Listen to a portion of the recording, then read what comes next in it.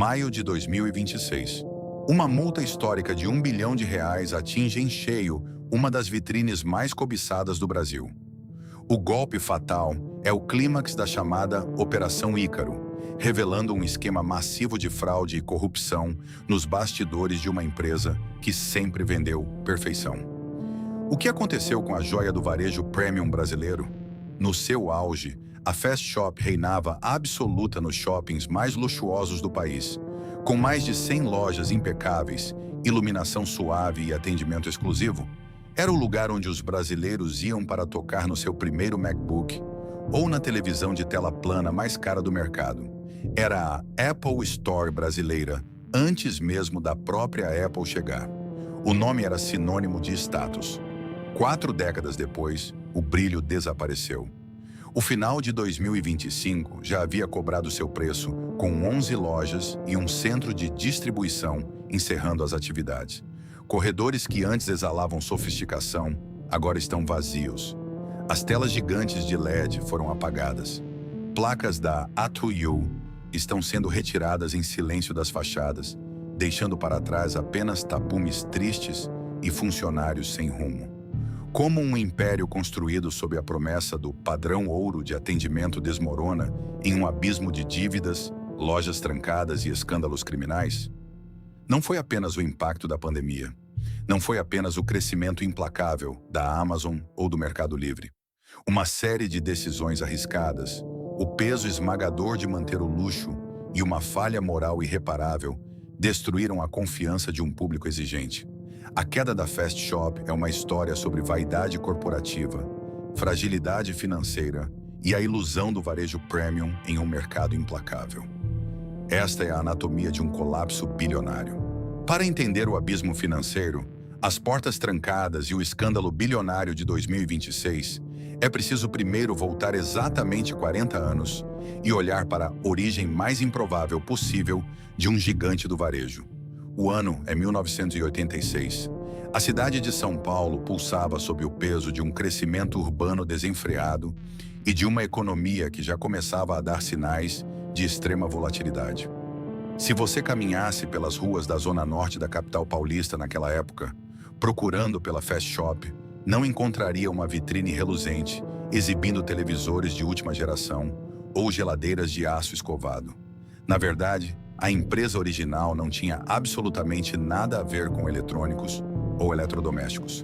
Fundada pela família Kakimoto, a Fast Shop abriu suas portas de maneira modesta, atuando como uma concessionária autorizada da marca japonesa Yamaha. O catálogo de produtos não poderia ser mais distante do ambiente de um shopping center de elite. Eles vendiam motocicletas, motores de popa, peças náuticas e jet skis. O próprio nome escolhido, Fast Shop, ou loja rápida em uma tradução literal, fazia todo o sentido para aquele modelo de negócios específico. Era um estabelecimento comercial dedicado à velocidade, à adrenalina e a máquinas projetadas para cortar as águas e o asfalto do Brasil. Os corredores cheiravam a óleo de motor e borracha nova, não a perfume de ambiente e tecnologia limpa. O cliente típico era o entusiasta de esportes náuticos ou o motociclista, não a família de classe média buscando equipar sua sala de estar. No entanto, o Brasil do final dos anos 1980 e início dos anos 1990 era um campo minado para qualquer empreendedor.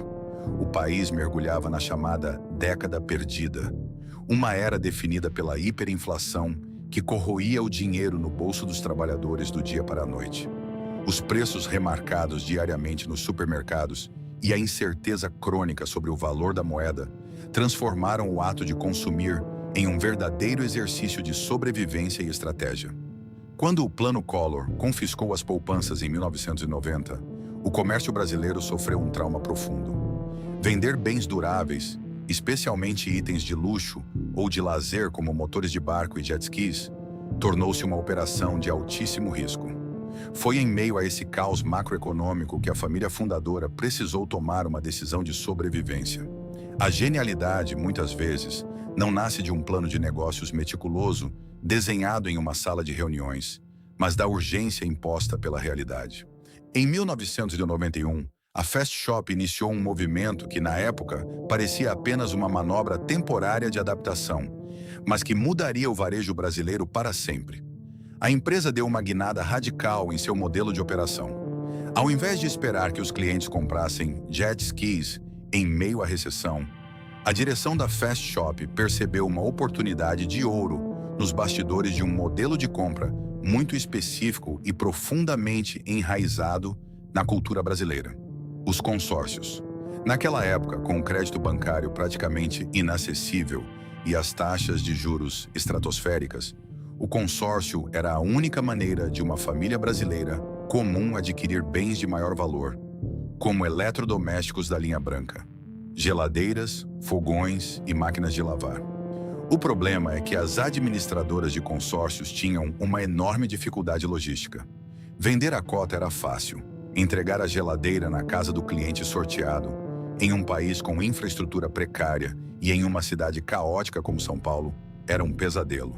Foi aí que a concessionária Yamaha entrou em cena. Utilizando o conhecimento logístico que haviam desenvolvido para transportar motos e motores pesados, a Fast Shop começou a atuar como a ponte logística entre as administradoras de consórcio e o consumidor final. Eles não fabricavam a geladeira, nem sequer a vendiam diretamente ao público inicialmente. Eles apenas garantiam que ela chegasse inteira e rapidamente à casa do cliente. Foi uma verdadeira virada de chave. Uma empresa de esportes aquáticos encontrou um rio de dinheiro na sede de consumo reprimida de um país inteiro. O nome Fast Shop ganhou um novo significado. Agora, a rapidez não estava no motor do jet ski, mas na eficiência da entrega. A pontualidade e o cuidado com as entregas de grandes eletrodomésticos começaram a chamar a atenção. Eles perceberam que o serviço logístico de qualidade era um diferencial raro no Brasil. Se um cliente recebia sua geladeira no prazo e sem arranhões, a satisfação era imensa. Ao longo de 5 anos, operando nos bastidores do varejo, construindo rotas de entrega e entendendo a fundo a cadeia de suprimentos de eletrodomésticos, a empresa acumulou um capital precioso: o conhecimento de como o brasileiro valorizava a conveniência e o respeito no momento de receber um produto tão sonhado. Quando o Plano Real finalmente estabilizou a economia brasileira em 1994, derrubando a hiperinflação e devolvendo o poder de compra à população, a Fast Shop já não era mais uma concessionária Yamaha. Ela havia se transformado em uma operação logística sofisticada de linha branca. E com o mercado aquecido, a classe média ávida por modernizar suas casas com os novos aparelhos de som, televisores e micro-ondas, os fundadores perceberam que era hora de sair dos bastidores. A logística havia construído a base financeira e o entendimento do cliente, mas a ambição era maior. A Fast Shop estava prestes a dar o seu segundo grande salto. Um salto que os levaria dos galpões de distribuição da Zona Norte para o coração financeiro e luxuoso do varejo brasileiro. Em 1996, a decisão foi tomada. Era hora de abrir as portas diretamente para o público. Mas eles não fariam isso em lojas de rua poeirentas ou no centro da cidade. Eles tinham um alvo muito mais ambicioso. O palco para essa nova era já estava escolhido: o Shopping Ibirapuera. O motor de popa havia ficado para trás. A era do padrão ouro estava prestes a começar. O ano de 1996 marcou um ponto de inflexão não apenas para a trajetória da Fast Shop, mas para a própria concepção do que significava comprar eletroeletrônicos no Brasil. Para compreender o impacto da primeira loja física da marca, inaugurada no Shopping Ibirapuera, em São Paulo, é necessário primeiro visualizar o cenário do varejo brasileiro daquela época. Na metade dos anos 1990, o comércio de eletrodomésticos era um ambiente desenhado para o volume e para o barulho. As grandes redes que dominavam o mercado, como Casas Bahia, Ponto Frio e a então gigante Arapuã, operavam quase exclusivamente em lojas de rua nos centros das cidades ou em bairros populares. A experiência de compra era caótica e agressiva. Havia locutores nas portas com microfones anunciando promoções a plenos pulmões, caixas de som tocando músicas em volume ensurdecedor e vendedores que trabalhavam sob a pressão esmagadora de comissões, muitas vezes empurrando produtos para clientes desavisados. Os aparelhos, na sua esmagadora maioria, ficavam desligados, empilhados em caixas de papelão até o teto. O foco não era o produto em si, mas a condição de pagamento. O famoso crediário e o carnê. O cliente comprava a ideia da prestação que cabia no bolso, não a experiência tecnológica. Quando a Fast Shop abriu suas portas no shopping Ibirapuera, um dos centros de compras mais tradicionais e rentáveis da elite paulistana, ela fez exatamente o oposto de tudo o que o mercado ditava como regra. A primeira impressão ao cruzar a entrada não era sonora, mas visual e tátil. Não havia locutores. Não havia pilhas de caixas bloqueando os corredores. Não havia cartazes em cores berrantes gritando liquidação. O projeto arquitetônico da Fast Shop introduziu um design até então inédito para esse segmento no Brasil. O piso não era de cerâmica branca fria e hospitalar, mas muitas vezes trazia acabamentos em madeira ou materiais que simulavam o conforto de uma casa luxuosa. A iluminação era cuidadosamente planejada, luzes quentes e direcionadas, criando um ambiente intimista que lembrava mais uma galeria de arte contemporânea ou uma boutique de grife do que um magazine de linha branca. O som ambiente era suave, permitindo que os clientes conversassem em tom normal. Mas a verdadeira revolução silenciosa da Fast Shop, o seu maior diferencial competitivo, que a separou de todo o resto do varejo, foi uma decisão operacional extremamente custosa e ousada. Todos os produtos estavam ligados. Hoje, entrar em uma loja e testar a câmera de um celular ou o som de um home theater parece o mínimo esperado. Mas no final dos anos 1990, isso era uma raridade. A Fast Shop apostou tudo na chamada experiência de uso. As televisões, que na época começavam a transitar dos modelos de tubo para as primeiras e caríssimas telas planas de plasma, exibiam imagens em alta definição. Os aparelhos de som reproduziam CDs com fidelidade cristalina. Os primeiros computadores pessoais para uso doméstico estavam conectados, com um teclado à disposição para que o cliente sentisse o clique das teclas. Essa abordagem transformou os vendedores. Na Fast Shop, eles não eram chamados de vendedores, mas de consultores. Eles não abordavam o cliente na calçada. Eles esperavam que o cliente entrasse, imerso no ambiente premium, para então oferecer uma explicação técnica detalhada, sem a pressão sufocante do fechamento imediato da venda. A estratégia era clara. O cliente não estava apenas comprando uma geladeira ou um televisor. Ele estava comprando pertencimento, status e a tranquilidade de um atendimento impecável, sustentado pela reputação logística construída anos antes na Zona Norte. O risco dessa operação era colossal. Manter uma loja de grandes proporções em shoppings de alto padrão, com equipamentos caros ligados o dia inteiro, ar-condicionado potente e uma equipe altamente treinada, exigia um custo fixo, overhead, assustadoramente superior ao de uma loja de rua tradicional. Para que a matemática fechasse, a Fast Shop precisava atrair um público que não se importasse em pagar um pouco mais pelo mesmo produto, desde que a experiência justificasse o prêmio. E para a surpresa de muitos analistas da época, a aposta funcionou perfeitamente. Com a estabilização econômica trazida pelo Plano Real e a abertura do mercado brasileiro às importações, uma nova classe média alta e uma elite sedenta por tecnologia de ponta encontraram na Fast Shop o seu santuário. A marca rapidamente se tornou o padrão ouro. O sucesso no shopping Ibirapuera foi a prova de conceito. Nos anos seguintes, a Fast Shop iniciou uma expansão cirúrgica, escolhendo a dedo os metros quadrados mais caros e cobiçados do país. Iguatemi, Morumbi Shopping, Pátio e Higienópolis. Onde houvesse concentração de renda, a Fast Shop abria uma mega store. Entre 1996 e meados dos anos 2000, comprar na Fast Shop tornou-se um símbolo de ascensão social. A sacola da loja, com seu logotipo limpo, carregava um peso cultural nas garagens dos shoppings. A empresa crescia vertiginosamente, surfando em margens de lucro generosas e em uma fidelidade de marca raramente vista no varejo nacional. Eles haviam decifrado o código do luxo no varejo de eletroeletrônicos. No entanto, as sementes da futura crise já estavam sendo plantadas, invisíveis sob a iluminação perfeita de suas vitrines. O modelo era vitorioso, mas inflexível e extremamente caro de se manter. A Fast Shop havia se tornado refém do seu próprio padrão de excelência.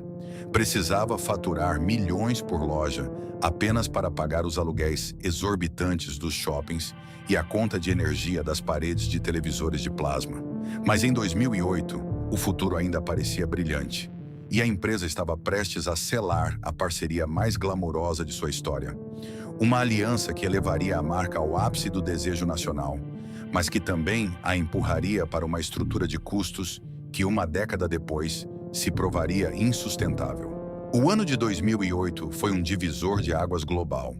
O mundo estava descobrindo o poder magnético dos smartphones com a ascensão meteórica do iPhone, e a Apple, sob o comando de Steve Jobs, consolidava-se não apenas como uma empresa de tecnologia, mas como uma vendedora de estilo de vida, design e exclusividade.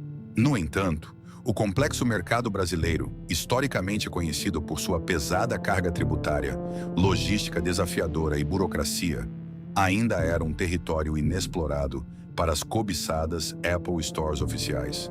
A gigante de Cupertino precisava de um parceiro local que pudesse replicar a experiência Apple de forma imaculada e sem margem para erros.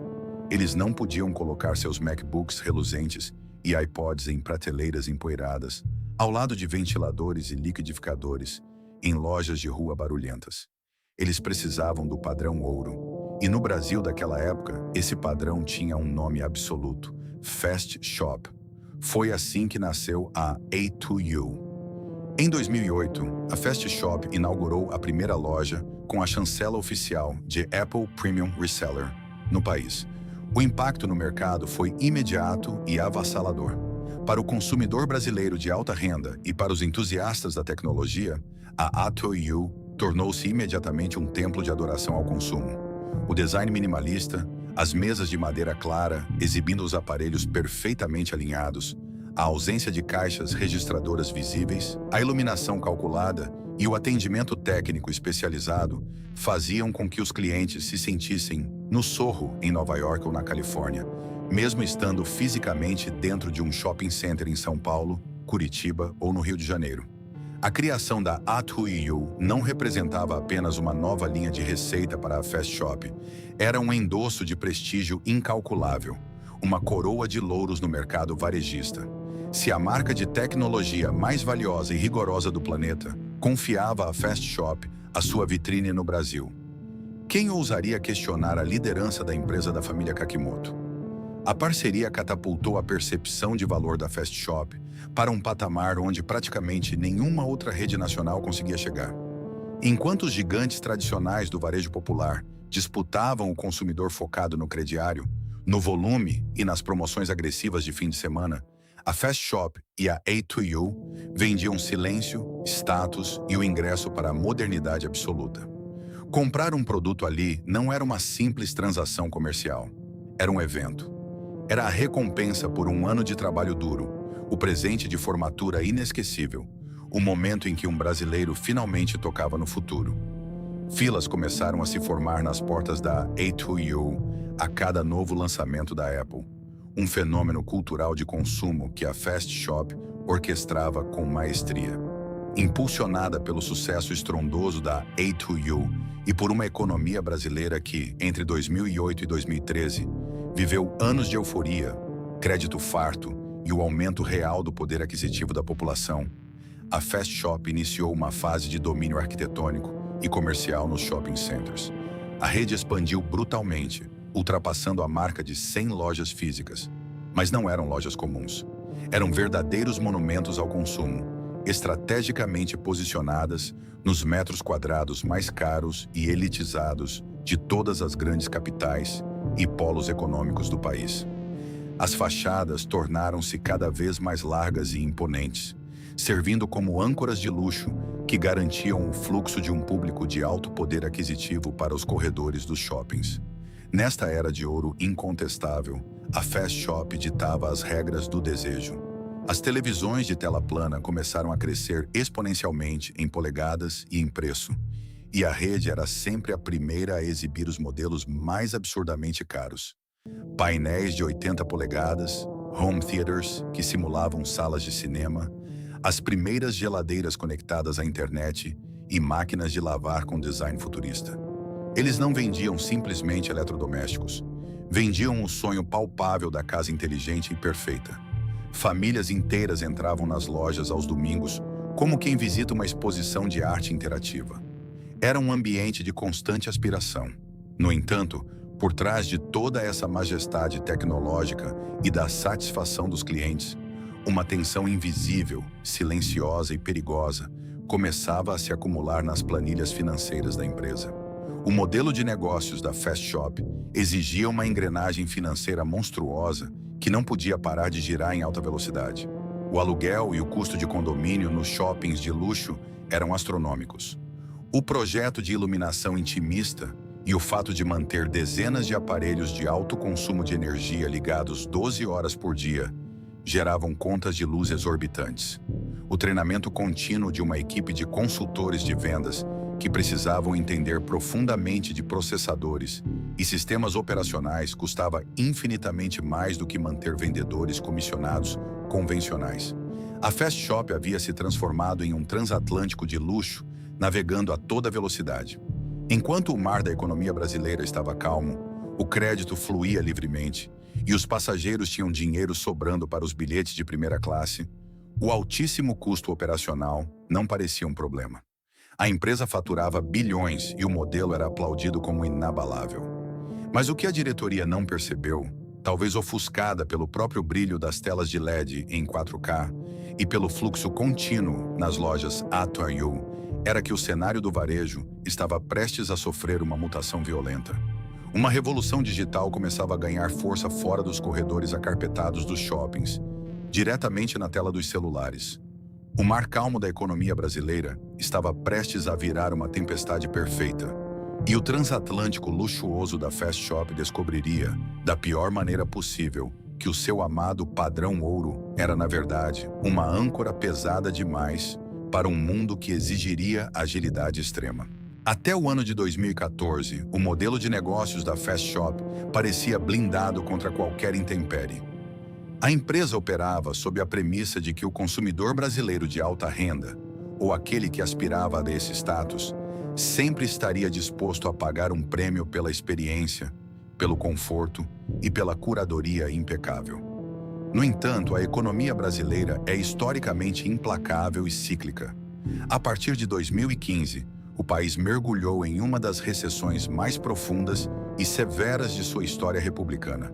A inflação voltou a corroer os salários, o desemprego atingiu níveis alarmantes e a confiança do consumidor despencou para o fundo do poço. A crise de 2015 mudou a psicologia do consumo no Brasil. E quando a maré do dinheiro fácil recuou, as fissuras estruturais do modelo de padrão ouro da Fast Shop começaram a ficar perigosamente expostas. O problema central não era a qualidade dos produtos ou o atendimento, mas sim a matemática brutal e inflexível por trás de cada porta aberta. Manter mega stores nos shoppings mais elitizados do Brasil, como o Morumbi Shopping em São Paulo ou o Barra Shopping no Rio de Janeiro, exigia um fluxo de caixa monumental.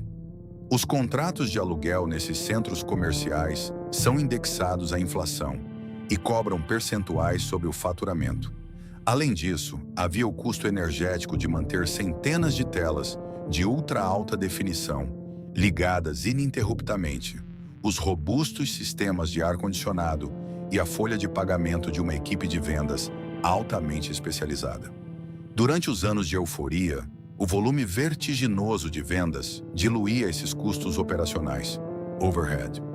Mas quando a crise bateu, as famílias passaram a adiar a troca da televisão, seguraram a compra do novo iPhone na A2U e desistiram de reformar a cozinha com eletrodomésticos de aço inox.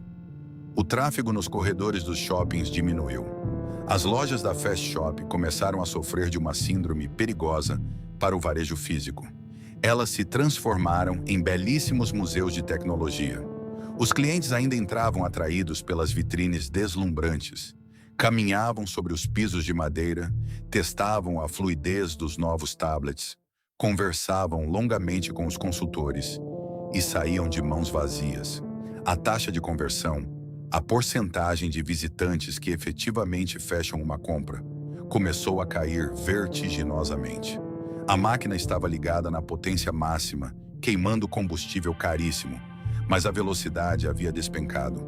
Se a crise macroeconômica foi o primeiro golpe nas costelas da Fast Shop, a segunda ameaça foi muito mais letal e mudou as regras do jogo de forma permanente. A revolução implacável do e-commerce brasileiro e o fenômeno do showrooming.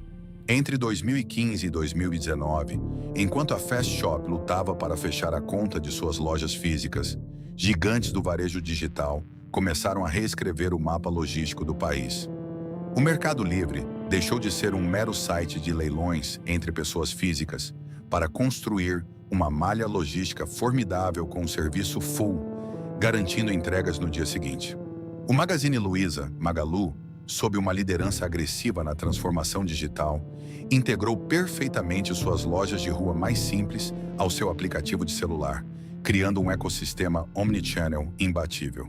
A gigante global Amazon, com seu poder de fogo infinito, começou a fincar suas garras no mercado brasileiro. A ironia cruel do destino era o próprio nome da empresa, Fast Shop.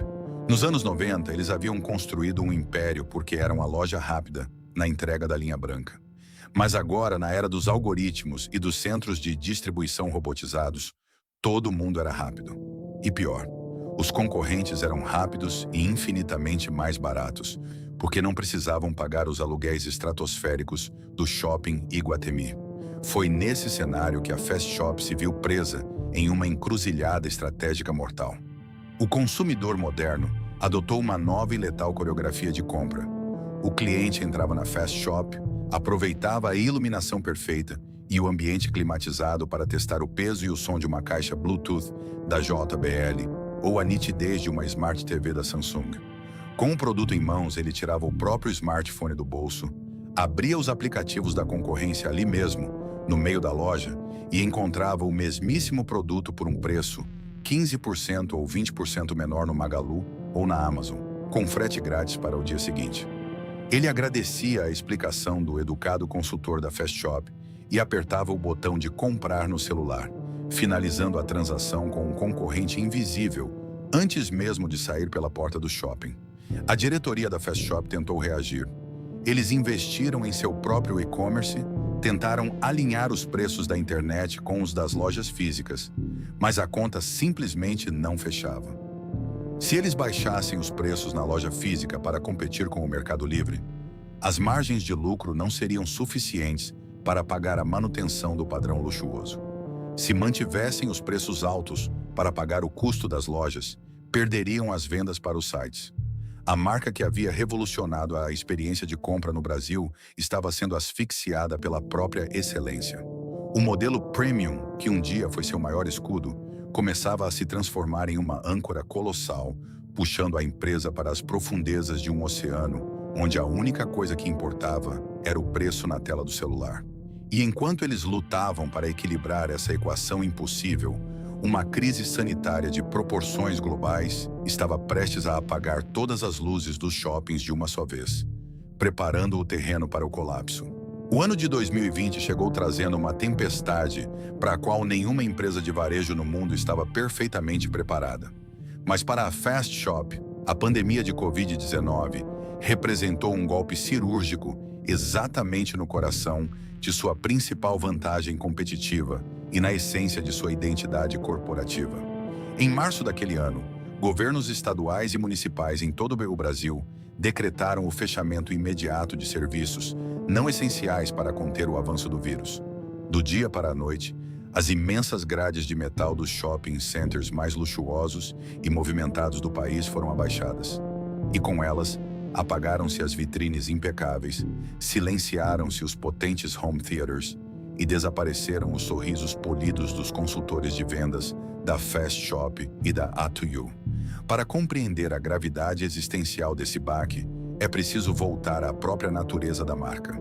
A Fast Shop nunca vendeu apenas o produto físico encapsulado em uma caixa de papelão. Ela vendia a experiência sensorial, o padrão ouro do toque, do som e da visão. Seu modelo de negócios de alto custo justificava preços ligeiramente mais elevados, porque entregava um ambiente de compra inigualável, uma atmosfera de exclusividade. Mas como uma empresa vende uma experiência premium de varejo quando o cliente está trancado dentro de casa, com medo do desemprego e da doença, olhando angustiado para a tela fria de um smartphone? De repente, a empresa que havia dominado e redefinido o espaço físico premium viu-se forçada a competir exclusivamente na arena digital. A internet é um campo de batalha implacável, onde a atmosfera intimista e a iluminação quente não existem. A única lei que imperava era a do menor preço e da entrega mais rápida. E nesse território, os gigantes concorrentes já estavam armados até os dentes. Mercado Livre, Amazon e Magazine Luiza haviam passado os últimos 5 anos investindo bilhões de reais em infraestrutura de tecnologia, algoritmos de recomendação afiados e malhas logísticas formidáveis, capazes de entregar um produto na porta do cliente no mesmo dia da compra. A Fast Shop possuía um e-commerce robusto e uma história logística de respeito. Afinal, nasceram entregando geladeiras na zona norte de São Paulo. Mas no ambiente online de 2020, ela era apenas mais uma aba aberta no navegador do consumidor. Sem as luzes de LED, sem o piso de madeira brilhante, sem o ar-condicionado perfeito e sem o atendimento presencial de um especialista, um iPhone ou uma geladeira de aço inox na Fast Shop, era exatamente o mesmo produto oferecido pela concorrência. Só que muitas vezes, oferecido por um preço que a empresa não tinha como cobrir, sem destruir suas margens de lucro já severamente fragilizadas. A pressão financeira interna tornou-se asfixiante e imediata. Mesmo com as lojas trancadas e as negociações de emergência com as administradoras de shoppings para adiar os aluguéis, a estrutura de custos fixos da Fast Shop era um leviatã insaciável. Havia uma folha de pagamento gigantesca de funcionários altamente treinados que agora estavam ociosos, além de estoques milionários de produtos de luxo e eletrônicos de última geração, que de repente perderam o apelo. Em um país assombrado pela crise sanitária e por um cenário econômico aterrorizante, quando as pessoas compravam eletrônicos, buscavam itens de necessidade imediata para adaptar o home office, notebooks de entrada, cadeiras ergonômicas, webcams e roteadores. E não os painéis de TV de 80 polegadas ou as geladeiras inteligentes de R$30 mil que compunham o carro-chefe da lucratividade da marca. O impacto cultural e comportamental também foi profundo e irreversível. A visita à Fast Shop aos finais de semana, que antes era quase um ritual de aspiração, de passeio e de status para as famílias brasileiras de classe média e alta, perdeu completamente o sentido prático. A magia da demonstração presencial havia se quebrado. O consumidor moderno percebeu que não precisava mais de um consultor engravatado para entender as especificações técnicas de uma Smart TV. Havia milhares de reviews em vídeo no YouTube e fóruns de tecnologia que faziam esse trabalho de graça e com extrema profundidade. A assimetria de informação que a Fast Shop sempre usou a seu favor, o conhecimento superior do vendedor, foi pulverizada pela democratização da informação na internet. A loja física perdeu grande parte de sua função de educar e fascinar o cliente, correndo o risco de se transformar, no máximo, em um caríssimo provador de eletrônicos para o e-commerce alheio. Quando os shoppings finalmente começaram a reabrir, entre o final de 2020 e 2021, a Fast Shop esperava um retorno triunfal às suas raízes gloriosas. Houve, de fato, um breve suspiro de consumo reprimido, o chamado revenge spending.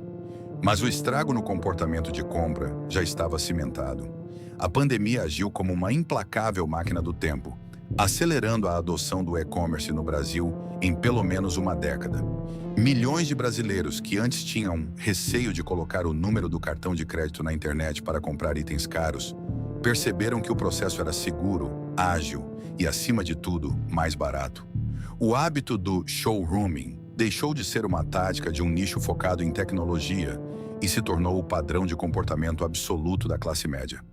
Entre 2021 e 2023, a operação da Fast Shop entrou em uma espiral melancólica de desgaste contínuo. As lojas, antes centros efervescentes de inovação, barulho contido e desejo, começaram a ostentar corredores mais vazios e silenciosos. O fluxo orgânico de clientes nunca mais retornou aos patamares estratosféricos pré-pandemia. Para tentar manter o volume de vendas no online e não perder o cliente que testava o produto na loja física, a empresa precisou espremer suas margens a níveis perigosos, sacrificando ativamente a rentabilidade em nome de manter a máquina girando. O próprio lema de loja rápida soava anacrônico quando qualquer concorrente digital de peso conseguia colocar uma caixa na porta do cliente em poucas horas. O modelo premium, o escudo que protegeu a marca por décadas e que já mostrava rachaduras severas na recessão de 2015, agora parecia estar desmoronando sob o peso esmagador da nova realidade digital. A Fast Shop estava perdendo velozmente sua identidade e seu propósito. Deixou de ser a intocável Apple Store brasileira e a vitrine dos sonhos, para se tornar apenas mais uma rede varejista que lutava desesperadamente por atenção e sobrevivência em um mar vermelho de descontos agressivos. Enquanto a diretoria e a família fundadora viam o império encolher, as dívidas bancárias começarem a se acumular de forma mais ameaçadora e a rentabilidade despencar vertiginosamente, o desespero por liquidez começou a toldar o julgamento corporativo. O declínio comercial já era grave o suficiente para ameaçar a existência da empresa, mas uma decisão obscura e letal nos bastidores estava prestes a transformar uma crise estrutural de modelo de negócios em um escândalo criminal bilionário. Uma tempestade que não apenas fecharia portas, mas mancharia o legado do padrão ouro para sempre. Quando uma empresa construída sobre o alicerce do luxo e da perfeição percebe que seu modelo de negócios está falindo, as decisões tomadas nos bastidores costumam ditar se o fim será digno ou desastroso. Para a Fast Shop, a asfixia financeira pós-pandemia e a pressão esmagadora dos gigantes do e-commerce criaram um ambiente corporativo de puro desespero. O ano de 2024 marcou o momento em que a linha tênue entre a sobrevivência agressiva e a criminalidade foi cruzada de forma irrevogável. O problema matemático era insolúvel pelos meios convencionais. Como manter as lojas mais caras do Brasil abertas, com o atendimento mais especializado do mercado, quando as margens de lucro dos eletrônicos estavam sendo dizimadas pela guerra de preços na internet? A resposta, tragicamente, não veio de uma inovação logística ou de uma reestruturação de marketing, mas dos porões escuros da engenharia tributária brasileira. O Brasil possui um dos sistemas tributários mais complexos e punitivos do mundo, e o ICMS, Imposto sobre Circulação de Mercadorias e Serviços, é, historicamente, o calcanhar de Aquiles do varejo. Foi exatamente nas entrelinhas desse imposto que a alta cúpula da Fast Shop encontrou o que parecia ser um balão de oxigênio financeiro. O esquema, que mais tarde seria dissecado pelas autoridades, envolvia uma rede intrincada de empresas de fachada, notas fiscais frias, simulação de operações interestaduais para burlar o recolhimento do imposto e, o mais grave de tudo, o suborno sistemático de fiscais e agentes públicos para que fizessem vista grossa às irregularidades. Enquanto as vitrines da Edu continuavam a exibir os iPhones mais recentes em pedestais imaculados, sob luzes de LED, nos escritórios corporativos da empresa, diretores orquestravam um desvio milionário dos cofres públicos. Era uma ironia perversa.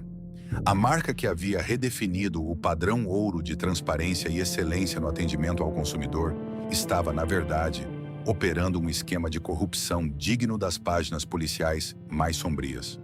O dinheiro que faltava nas vendas legítimas e que era consumido pelos aluguéis exorbitantes dos shoppings estava sendo compensado pela sonegação agressiva e pelo crime organizado de colarinho branco. Mas a impunidade no Brasil, especialmente quando se trata de cifras monumentais que afetam a arrecadação dos estados, tem um prazo de validade.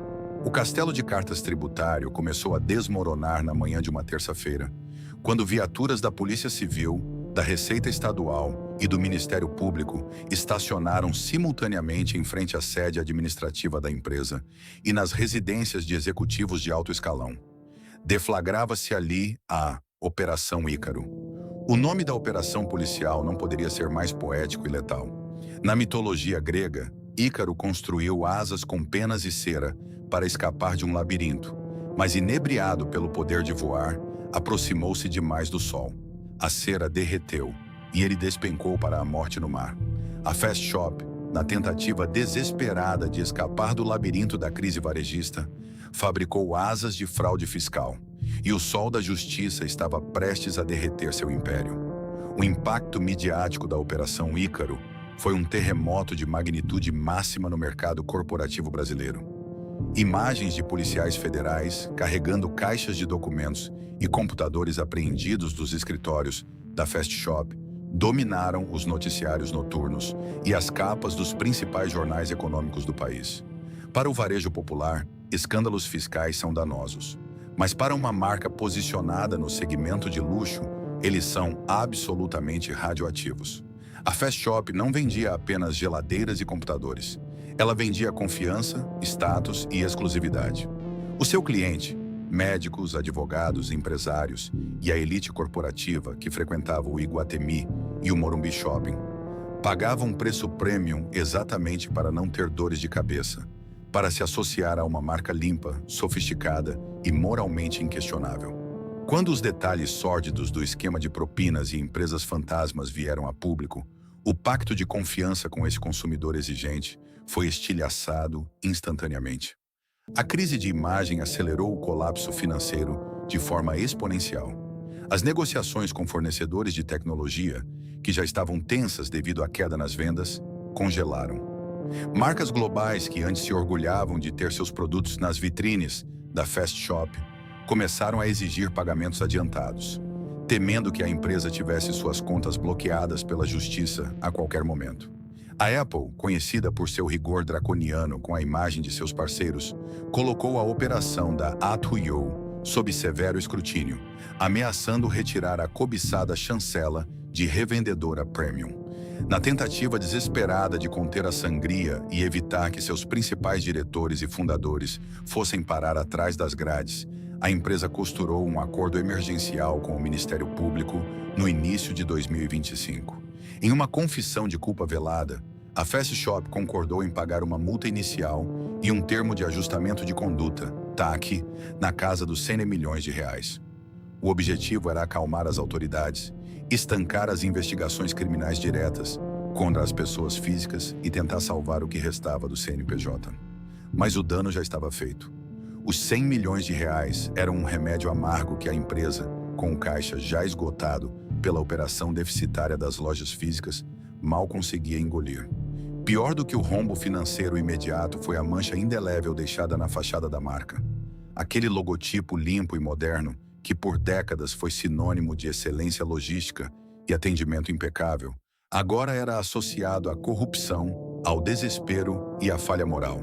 O consumidor de alta renda, sentindo-se traído e envergonhado de carregar a sacola da loja pelos corredores do shopping, migrou definitivamente para as plataformas digitais premium da concorrência e para as lojas oficiais da própria Apple. O silêncio nas mega stores da Fast Shop, que antes era um sinal de sofisticação e conforto, tornou-se o som ensurdecedor do abandono. O brilho da marca havia se apagado na mente do cliente antes mesmo de as luzes das lojas serem cortadas. O palco estava montado para o ato final. A agonia financeira, agora despida de qualquer credibilidade, arrastaria a empresa para o colapso definitivo. O colapso de um império do varejo raramente acontece com uma explosão repentina. Ele se assemelha muito mais a uma longa e dolorosa asfixia. Para a Fast Shop, o último trimestre de 2025 deveria representar a época mais lucrativa do ano, o tradicional período de Black Friday e Natal, onde os caixas historicamente transbordavam. Em vez disso, aquele final de ano marcou o início do desmantelamento físico e palpável da empresa. A hemorragia financeira e o dano irreparável à reputação causados pela Operação Ícaro cobraram seu preço no mundo real, longe das planilhas dos diretores. Incapaz de honrar os custos astronômicos de sua operação de luxo, a Fast Shop foi forçada a iniciar um processo drástico de retração. Em questão de semanas, no final de 2025, a empresa anunciou o fechamento definitivo de 11 lojas e a desativação de um de seus principais centros de distribuição. Não eram lojas secundárias, eram pontos comerciais majestosos, localizados em alguns dos shoppings mais caros e movimentados do país. O fechamento de uma loja da Fast Shop não se parecia com a falência de um magazine popular, onde faixas de liquidação espalhafatosas cobrem as vitrines. Foi um processo silencioso, quase fúnebre. A ordem era baixar as portas com a maior discrição possível, para não alarmar ainda mais o mercado e os credores. Para os funcionários, o impacto foi devastador. Homens e mulheres que haviam passado anos sendo treinados exaustivamente para atuar como consultores de tecnologia, que conheciam cada especificação técnica dos produtos mais caros da Apple ou da Samsung, viram-se de repente encaixotando televisores de R$ 15 mil e desmontando prateleiras de madeira nobre. O sentimento de traição era palpável.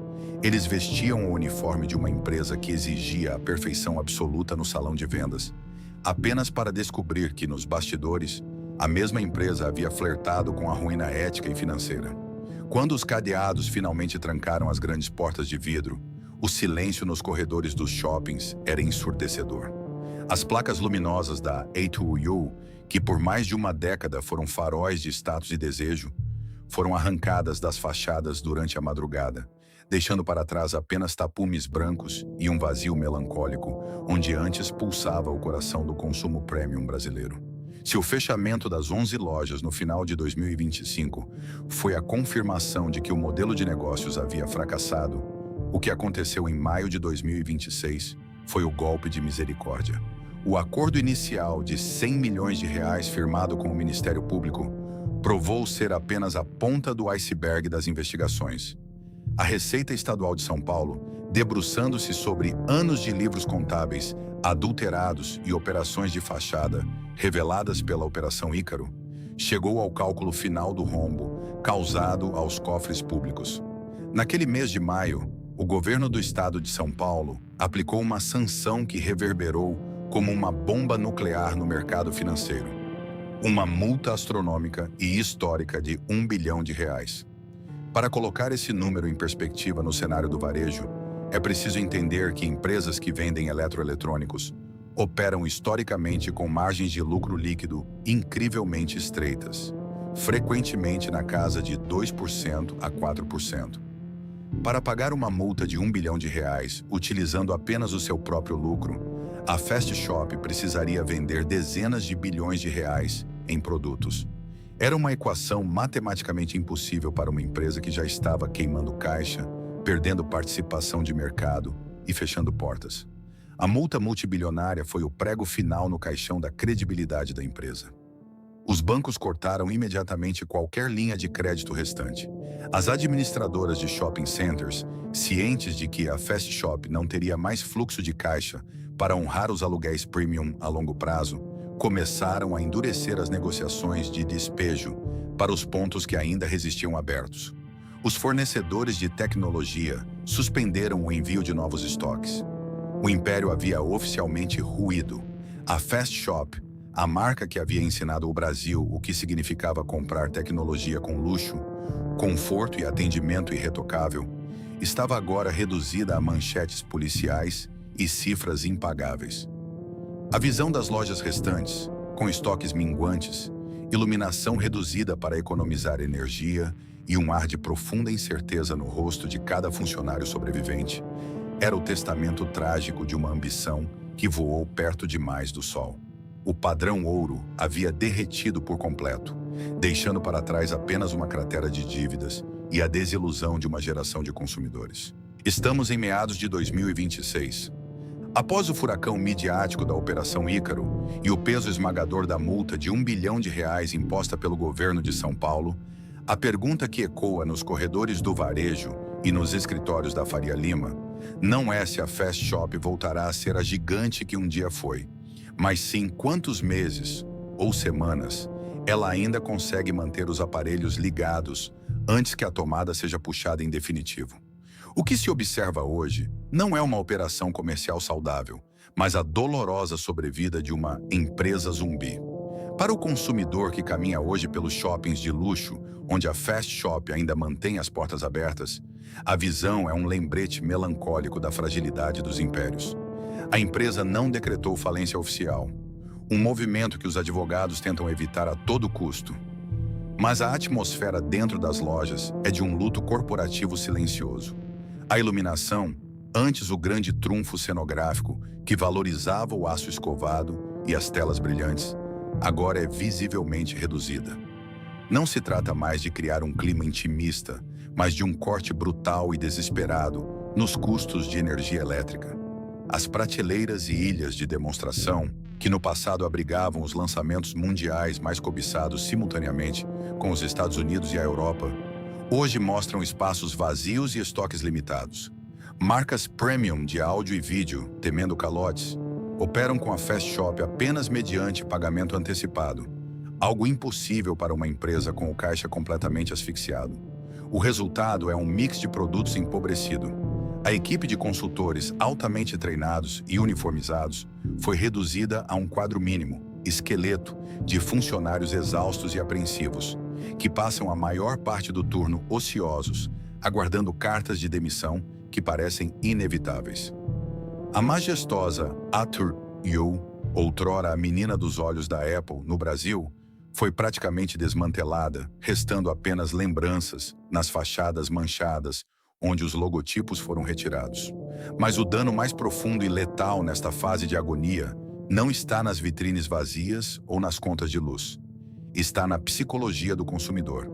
O varejo, especialmente o de bens duráveis e de alto valor, baseia-se fundamentalmente na confiança. Quando um cliente entra em uma loja para comprar um refrigerador inteligente de R$20 mil ou um notebook de última geração, ele precisa ter a certeza absoluta de que a empresa estará lá amanhã para honrar prazos de entrega, garantias e eventuais trocas. O escândalo tributário e a visível deterioração financeira pulverizaram essa confiança. Hoje, mesmo quando a Fast Shop tenta realizar promoções agressivas para gerar algum fluxo de caixa imediato, o consumidor hesita. O medo de passar o cartão de crédito e a empresa entrar em colapso antes que o caminhão de entrega chegue à sua porta é um bloqueio intransponível. As pessoas caminham pela frente das lojas sobreviventes, olham para os televisores ainda ligados, mas continuam andando. O fluxo de clientes secou. A loja física transformou-se em um fardo gigantesco e inútil, drenando os poucos recursos que restam. Nos bastidores do mercado financeiro, a luta pela sobrevivência transformou-se em um balcão de negócios desesperado. Nos últimos meses, rumores incessantes tomaram conta da imprensa econômica. Fala-se em intensas negociações de fusões e aquisições, M&A. A família fundadora e os diretores remanescentes buscam freneticamente um comprador.